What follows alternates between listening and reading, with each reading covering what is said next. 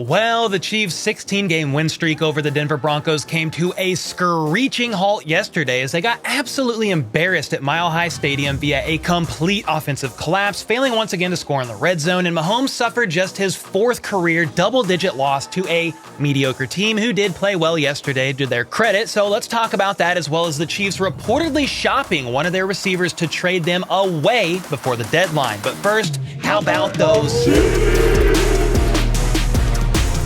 All right, first up, you might be wondering why I'm sporting this beautiful Kansas City Chiefs belt. Well, it's because even though yesterday was Brandon Perna's birthday and the Broncos finally won, the Chiefs still have a lot of things to be proud of, such as... What the... No. Oh, hello, Cole. I think my team might have taken something from you. Looks like we got the championship belt back. Your streak is over, and I wanted to say thank you, Kansas City. Thank you as a city, as a football organization, for recognizing and celebrating my birthday with me by giving a win to my Denver Broncos. Even Patrick Mahomes participated, getting the flu just for me on my birthday. Like, I respect the fact that you played so horribly for me on my birthday yesterday. The first time the Broncos have ever won on my birthday, by the way, since I was born. So you gave me the belt, you gave us the win, the streak is over. It was just a great day for me, and I appreciate you. I've never said that and actually meant it, Kansas City. I appreciate you. All right, you know what, Perna? Keep that stupid belt. I didn't want it anyway. Although, I will take some of your Benchwarmer brew coffee, whether it's the Loser's Blend, which I may need to actually try now that the Chiefs finally lost to the Broncos, the F the Refs blend, which we can all enjoy together because they truly do suck, or even my own HBTC blend. It doesn't matter which one, just gimme caffeine because I slept horribly last night due to nightmares of losing to this freaking Broncos team, even though it was reality. Seriously though, link to the coffee in the description. Anyway, let's move on from Perna and get into this idiotic game that I hope I never have to remember after today. Sunday morning prior to the game, Patrick Mahomes was added to the injury report due to an illness, with it being reported that he spiked a fever Saturday night and needed several IVs to get prepared for the game, and he did reveal afterwards it was a stomach bug or a stomach issue, so it was whatever his family had earlier on throughout the week rather than the actual flu. I think it was a stomach bug, but still, he had to feel like hot garbage out there. And while I won't use Mahomes being sick as a huge excuse for the loss, because it definitely wasn't the main reason, I do think it affected his overall play at times for sure, because this is one of the worst outings he has had in a long time, if not almost ever. Anyway, that news in the morning paired with the way the game started off, a quick Chiefs 3-and-out when facing 3rd and 14, that led to a very solid 30-yard return from Marvin Mims, giving Denver's offense the ball around the Chiefs' 38-yard line. Did not look good at all, especially considering the Broncos then matriculated the ball down the short field, going 10 plays for 39 yards and the first score of the game via this pretty nice play call where Javonte Williams scored on a delayed screen. And this was actually the first touchdown the Chiefs defense has allowed on an opening drive all season long. One thing I saw pretty early on was the Chiefs' run defense struggling at times, often allowing 5 or more yards a carry. And I know if you look at the box score at the end of the game, the Broncos were only averaging like 3.8 yards per carry, but that's because, in my opinion, they ran a lot near the end of the game to drain clock, and the Chiefs knew that they were going to do that, and that, of course, caused a dip in those overall stats. Anyway, this next drive from Kansas City was actually their best of the entire day. Believe it or not, Pacheco had an incredible 19-yard run up the middle, bouncing off a defender like a pinball machine. Justin Watson once again came up clutch on 3rd and 13 with another sideline grab for 27 yards. Welcome back, Justin Watson. Mahomes had a pretty nice scramble for a first down shortly after.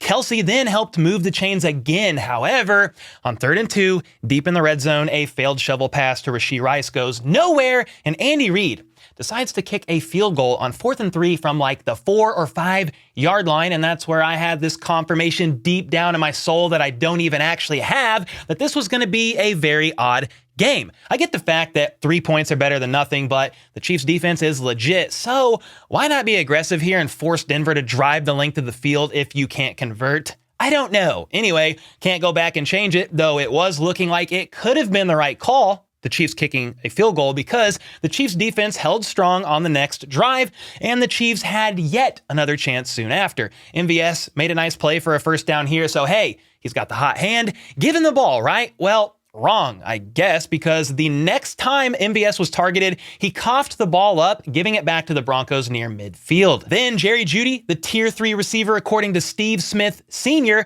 caught this incredible 40-yard pass, and I just got to tip my hat to a good play made by Jeudy, who then quickly returned, catching this touchdown pass with Jalen Watson trailing behind him in coverage that brought the Broncos up 14-3. And I believe since the Chiefs have been winning 16 games in a row, the Broncos have never been up by more than 10 points. This made them up 11 for the first time, a sign of bad things to come. Well, no major worries though yet, because the Chiefs could always march down the field and score a touchdown to make it a 4-point game. But nah, because Mahomes made a mistake, targeting a heavily covered Kelsey and paid the price for it when Jaquan McMillan jumped the route and picked it off, a throw Mahomes probably never should have made. The Chiefs defense held strong though, stopping the Broncos on 4th down thanks to Drew Tranquill being an absolute unit, stopping Russell Wilson just shy of the 1st down. Result, turnover on downs, Chiefs ball. Rashee Rice then shot out like a cannon on this quick pass for 39 yards up the right sideline, but when facing 3rd and 2,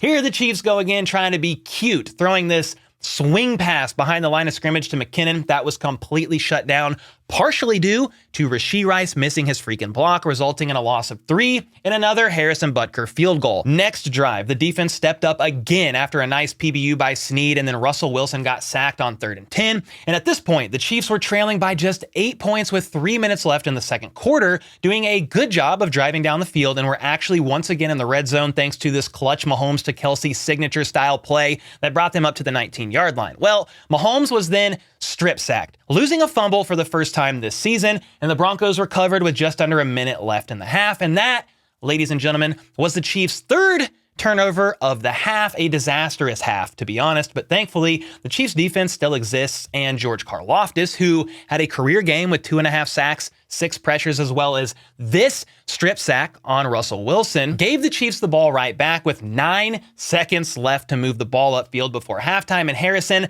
I have massive stones of granite, possibly even bigger than Chris Jones. Butker kicked a 56-yard field goal to bring the game within 5 points at half. The Broncos then started the 3rd quarter with the ball, and Courtland Sutton made this incredible grab up the left sideline that would have been flagged.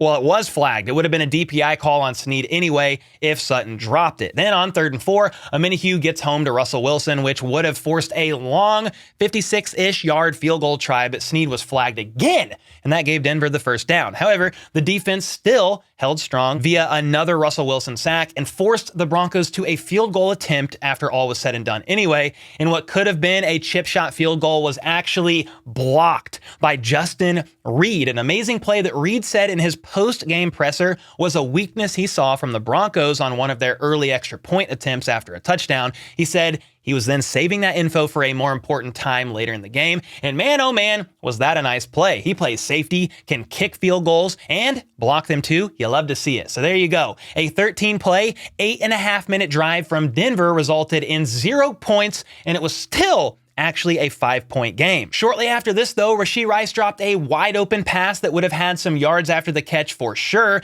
and maybe even a touchdown. And while he's playing well this season, being one of the most productive receivers in the room, he's definitely struggled with the drops off and on since preseason. Justin Watson came in clutch on the next play, though, via a Mahomes scramble to the left, and Watson was somehow able to snag this and spin around for a 1st down. The Chiefs then got flagged for 12 players in the huddle, which was a surprisingly rare mistake there by them. And after Mahomes attempted a deep pass to Justin Watson on 3rd and 5 that fell incomplete due to miscommunication, maybe, the Chiefs punted, a great placed punt by Townsend. The next drive, however, Snead was flagged again, resulting in an automatic 1st down that helped move the chains. A QB sneak on 3rd and 1 helped keep the drive alive, but the Chiefs defense came up clutch again with Leo Chanel sacking Wilson on 3rd and 8, which was the 5th sack of the day that not only lost the Broncos 10 yards, but took them out of field goal range. However, the Chiefs defense can't do this alone. They need help, man. Meaning, if they stop the opposing team's offense, you gotta help the defense off the field and let them rest. Not Skyy Moore, the damn punt, which is what Hardman proceeded to do, and gift the Broncos the ball back at the 9-yard line. This stuff Can't happen if you want to win games, especially to divisional opponents or any team really for that matter. And to Hardman's credit, he took accountability for it after the game, sharing on Twitter that the loss is on him. And again, while I appreciate the fact that he owned the mistake, it's way more than this muffed punt that lost KC the game. However, this fumble was indeed a crucial error that possibly was the tipping point of the game. The punt would have given the Chiefs the ball back with 11 minutes left in the fourth quarter, only trailing by 5 points. But after McColl gifted it back to Denver, that gave the Broncos the opportunity to take advantage of an already tired defense that did their job already, stopping the Broncos one play prior. And lo and behold, Russell had a nice pass here to Sutton for 6 in the back of the end zone, and the extra point made it 21-9. Broncos up. So this next drive for the Chiefs was pretty much do or die with about 10.5 minutes left in the game, trailing by 11. They were able to convert on 4th and 1 thanks to this nice quick pass to Kelsey. And then on this circus of a play on 3rd and 3, Mahomes spun around to avoid pressure and was able to hit Noah Gray for the first down near the right sideline. Gray stepped up again a couple plays later, but the Chiefs once again faced a 4th down with a short 2 to go, and with the game on the line, and from what I could tell, most people covered, Mahomes took a shot with Skyy, who won his route and was one-on-one for a potential touchdown score. And the result, dropped pass, incomplete, turnover on downs, throw his ass in the dungeon immediately. Although Andy Reid spoke to the media today and said this about Skyy's drop. Skyy Moore's going to take heat for dropping the ball. Well, when you look at it on tape, you see that his inside arm was dragged down away from the ball. The officials are human. They do a good job. Sometimes it's hard to see everything. Well, that doesn't fit the Chiefs pay off the ref narrative, Andy Reid, so please don't ever talk like that again. On a serious note, while I appreciate the answer from Big Red trying to pin it on the Zebras, come on, man. Skyy could have fought through that and caught that pass. Yet, he continues to show he's not quite ready for the role he's been given in this Chiefs offense. But I digress because the defense bailed the offense out again, forcing Denver to a very quick 3 and out. Mahomes was then sacked on 2nd down by Zach Allen, and then again sacked on 3rd down by Donovan Smith. Yeah, you heard that right. The Chiefs left tackle sacked Mahomes. Well, sort of. Mahomes had an open lane to scramble left. He just was worried about Browning from behind and sort of ran right into Smith. And with that, the Chiefs were facing a 4th and 22, trailing by 11 with 5 minutes left. And the offensive line failed once again to keep a clean pocket, forcing Mahomes to scramble and throw up an absolute prayer to MVS. And the result was Justin Simmons picking off Mahomes for the 5th time in his career. I will say, I think a flag maybe should have been called on McMillan for a DPI there as he was tugging MVS all around, but I'm not sure it would have changed the outcome of the game even if it was flagged. And that, my friends, was all she wrote. The Broncos kicked a field goal with 30 seconds left and game over. And with that, that was the first ever loss to Denver for Mahomes, who is now 12-1 against them, and the 4th ever double-digit loss of his 102-game career. On top of that, an absolutely miserable performance by the Chiefs offense yesterday, losing in epically embarrassing fashion to a not great Broncos team that does continue to have the Chiefs' number, specifically in the red zone. So hats off to them for that. And that's the key for me here after their 2 recent matchups. The Chiefs were 0-3 yesterday in the red zone and 1 for 5 2 weeks ago, bringing the total to 1 for 8 overall in 2 games against the Broncos, which is absolutely atrocious, disgusting, and a failure of epic proportions, not only on the Chiefs coaching staff with the play calling, but also on the entire offense in general for not being able to execute at even an average level when inside the 20. Of course, you got to tip your hat to Vance Joseph, the Broncos DC, as well as the Broncos defense in general for standing strong time and time again, but good God, that was bad. Then on top of the red zone issues, the Chiefs turned the ball over 5 times, a strip sack, 2 INTs. The last one was a prayer. Again, whatever. But then an MBS fumble and a McCole Hardman muffed punt, which gave the Broncos very nice field position on multiple drives. I heard somewhere, I think maybe on KCSN, that the Broncos' average field position all game long was averaged out to be at the Chiefs' 29-yard line, which makes it impossible, in my opinion, for the defense to hold Denver with that great of field position time and time again. To the Chiefs' defense's credit, though, they forced 4 punts, a turnover on downs, a fumble. They blocked a field goal, which is technically special teams, but it was Justin Reed, so he's on the defense. And then they sacked Russell Wilson 6 times. I mean, you can't really ask much more from the defense other than limiting the run game a bit more, which is something that does need fixed. Though a couple bigger concerns to me with the defense right now would be L'Jarius Sneed getting flagged 5 times or something. It was a lot. He's got to clean that up. Then the only other real concern to me, which may be almost a bigger concern than the state of the wide receiver room right now, is the Chiefs linebacker room. Bolton is out for 6 weeks with the dislocated wrist, recovering after surgery. Willie Gay then suffered a tailbone injury yesterday and never returned, to which Andy Reid said they got to see how he's looking and go from there. Drew Tranquill was then shaken up at one point and ended up leaving the field. And on the field for the Chiefs linebackers was Cam Jones and Jack Cochran out there for a bit, which is way less than ideal. I mean, thankfully, Tranquill returned, but we got to keep eyes on the linebacker room and see how it looks throughout the week, because it's definitely a position group that is suffering the injury bug and looking rather thin. Speaking of injuries, Mahomes' hand appears to have gotten stepped on late in the game and is cut up pretty good. And while it's his non-throwing hand and probably not a long-term issue, still doesn't look great, and it's probably going to bother him for a little bit. Anyway, as far as special teams is concerned with their performance yesterday, I have no real bone to pick other than giving up a 30-yard punt return one time to Mims, who is a great returner. Harrison Butker remains perfect on the season, going 3 for 3 yesterday and scoring the only points on the day, and might very well be the MVP of the entire team through 8 weeks of football. Now, for the offense, no real surprises. They have things to work on. Sure, they are still a top 5 to top 10 offense in almost every statistical category even after this loss, and are still top 5, I believe, in DVOA in all 3 phases, offense, defense, and special teams, but the red zone issues remain glaring. The Chiefs were 2nd in the league last year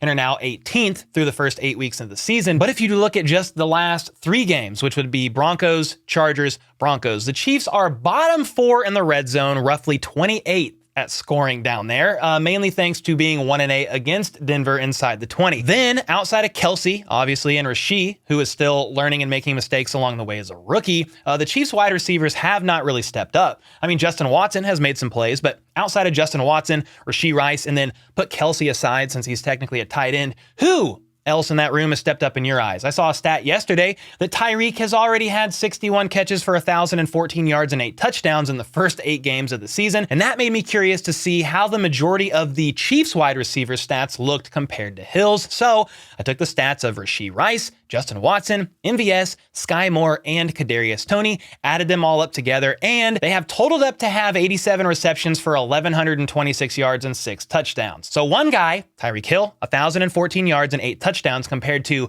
5 guys, burgers and fries, for 1,126 yards and 6 touchdowns. Obviously, Tyreek is on a record-breaking pace, and Kelsey is the more accurate comparison to another team's wide receiver 1, which makes things look a bit more balanced. And plus, if you remove Tyreek Hill's stats, the Dolphins' remaining wide receiver room's output looks pretty similar to the Chiefs' wide receivers, again, with Kelsey removed. So don't take those stats too seriously. And with the trade deadline tomorrow, many are wondering if the Chiefs will maybe please trade for a wide receiver. Well, Matt Derrick reported the Chiefs have $3.2 million in cap space right now, but they could acquire a base salary of up to $5.76 million without needing to restructure any contracts, adding that a Kelsey restructure could free up about $4.5 million. So there is indeed some wiggle room, but not a ton, and some are still calling for DeAndre Hopkins. But after his performance yesterday with Will Levis at QB, I think D-Hop had 3 touchdowns. I can't see the Titans parting ways with him, though of course could be wrong. There's other options out there, and I personally am intrigued about Marquise Brown of the Cardinals if the Chiefs want to have some fun with another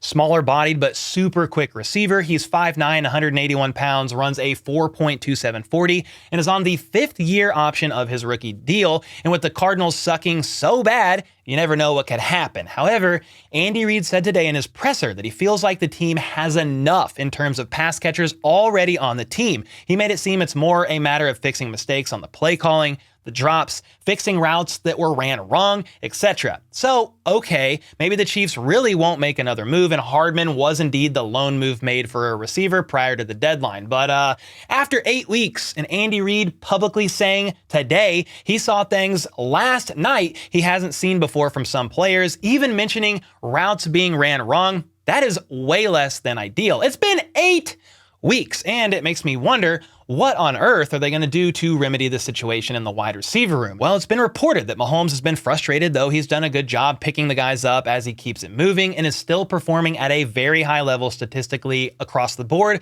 all things considered, though obviously he played poorly yesterday, no doubt about it, in that flu game. Well, for starters, the coaching staff may need to stop rotating so many guys in and out and hone in on just a few to give them more time on the field and more reps with Mahomes. Maybe Rashee Rice, Justin Watson, MVS, then who? Skyy? Tony? I don't know where he's been. McCole? Well, he just returned, so maybe. I don't really have the answer here. It's not clear cut. Although I'd love to get your guys' thoughts on the situation. Is this salvageable with the current room, or nah, the Chiefs must get someone tomorrow or else if they want another chance at a Super Bowl run? Let me know your thoughts either way on that in the comments down below, as well as your thoughts overall on the offense's piss-poor performance against the Broncos yesterday. And before I get out of here, I gotta mention that while the Chiefs may not, at least publicly, be looking to trade for a wide receiver, Jeremy Fowler of ESPN reported today that the Chiefs and wide receiver Richie James are exploring trade possibilities per a source of Fowler. He goes on to say that James, who's on IR, but would be healthy for a new team, appears the odd man out after the McCole Hardman trade. James had 50 catches for 569 yards and 4 touchdowns for the Giants in 2022. And honestly, this makes sense because Hardman being traded for from New York to be the primary returner and contribute in an offense he's already familiar with after being here for 4 years made me wonder what the heck Richie was going to do upon his return from IR, considering he was the team's returner prior to getting injured. Well, my question is, though, what the heck do they even think they're going to get out of Richie James via a trade? Because it can't be that much. Matt Verderame of Sports Illustrated pointed out, though, that the Chiefs have just 5 draft picks right now for next year at the moment, so maybe they do indeed try to move Richie for a late round pick to try and acquire another as they stack up some draft picks for the 2024 NFL draft. But that's the only thing I could see happening at this point. Anyway, with that, I will leave you all to ponder about this right along with me as we wait for tomorrow's trade deadline to see if the Chiefs do anything as we sulk together about losing to the Broncos. And until next time, let's go. Let's freaking go. How about those?